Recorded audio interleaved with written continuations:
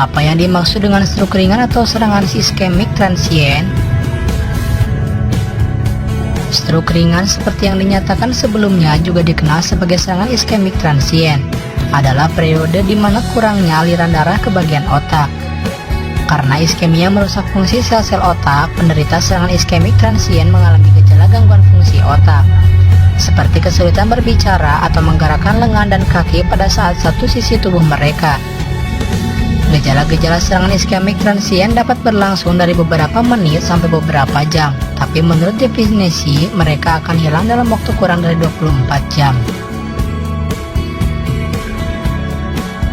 Apa saja gejala stroke ringan? Gejala stroke ringan diawali dengan tiba-tiba dan bervariasi tergantung pada bagian otak yang terpengaruh. Stroke ringan yang mempengaruhi bagian otak yang digunakan secara minimal dalam fungsi sehari-hari menyebabkan gejala yang ringan atau nyata. Sebaliknya, stroke ringan yang mempengaruhi bagian otak yang digunakan secara maksimal untuk fungsi sehari-hari menyebabkan gejala yang bisa sangat melelahkan. Misalnya, orang yang menderita stroke ringan di bagian tangan, otak dapat mengalami kesulitan menulis selama beberapa menit atau jam. Orang berbeda yang mengalami stroke ringan dengan ukuran sama di batang otak. Bagian otak berpusat untuk keseimbangan, kontrol suara, dan gerakan mata. Mungkin sementara tidak dapat melanjutkan aktivitasnya karena vertigo, kesulitan berbicara, atau penglihatan ganda. Apa perbedaan antara stroke ringan dan stroke?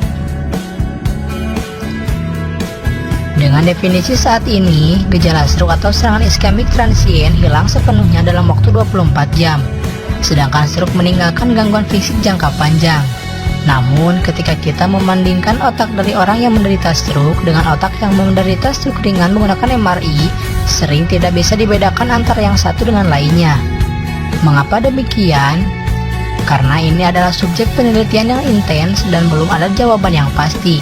Tapi ini menunjukkan bahwa meskipun stroke ringan hanya menyebabkan gejala sementara, mereka masih dapat menyebabkan kerusakan permanen pada otak.